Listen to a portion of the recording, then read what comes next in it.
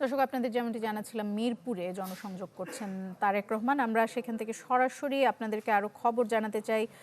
ঢাকা 14 আসনে ন্যাশনাল বাংলা উচ্চ বিদ্যালয়ে তিনি এখন জনসংযোগ করছেন। আমাদের সহকর্মী আছেন সেখানে। মাহবুব, একটু যদি বলেন যে যে জনসংযোগগুলো আজ ঢাকা উত্তরে জনাব তারেক রহমান করলেন, সেটার বিশেষত্ব কি আপনার চোখে পড়েছে, এবং যাদের জন্য করা হচ্ছে সেই ভোটারদের মধ্যে আসলে সাড়া কেমন?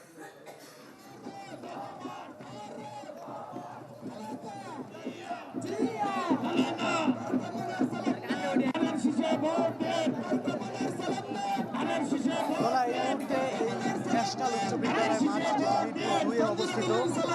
এখানে ন্যাশনাল উচ্চ বিদ্যালয় মাঠ মিরপুর 2 নম্বরে অবস্থিত এটি। এখানে কিন্তু বিএনপি এবং তার সহযোগী অঙ্গ সংগঠনের বিপুল সংখ্যক নেতাকর্মীদের অবস্থান রয়েছে এবং বর্তমানে তারা তাদের নির্বাচনী যে স্লোগান ধানের শীষে ভোট দেওয়ার জন্য তারা আহ্বান জানাচ্ছে। এবং আর অল্প কিছুক্ষণের মধ্যেই বিএনপির চেয়ারম্যান তারেক রহমান এখানে এসে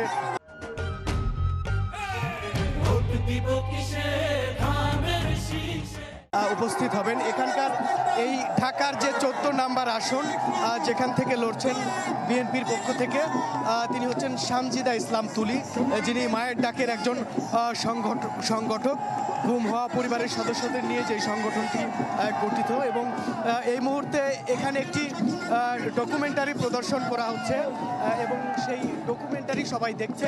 এবং আর কিছুক্ষণের মধ্যেই তারেক রহমান ঠিক এই ন্যাশনাল উচ্চ বিদ্যালয় মাঠ মিরপুরের এই মাঠটিতে চলে আসবেন এবং তারেক রহমানের এই আগমন ঘিরে বিএনপি এবং তার যে সকল সহযোগী এবং অঙ্গ সংগঠন রয়েছে সেই সংগঠনের যে নেতাকর্মীরা তারা দুপুর থেকেই এই মাঠটিতে এসে জড়ো হতে শুরু করে। এবং দুপুর থেকে যখন তারা এই মাঠটিতে এসে জড়ো হতে শুরু করে, এক পর্যায়ে এই মাঠটি বর্তমানে বিএনপির সমর্থকদের দ্বারা কানায় কানায় পূর্ণ হয়ে গেছে। এবং আপনারা দেখতে পাচ্ছেন নিশ্চয়ই যে এখানে ব্যানার এবং ফেস্টুন হাতে তারা কিন্তু রয়েছে এবং তারা স্লোগান দিচ্ছে। এবং এই মুহূর্তে চারদিকে ব্যাপক যেই কোলাহল সেটি কিন্তু হচ্ছে। এবং তাদের যে নির্বাচনী প্রতীক বিএনপিকে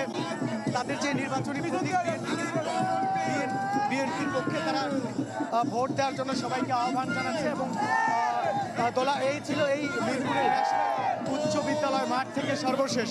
জি।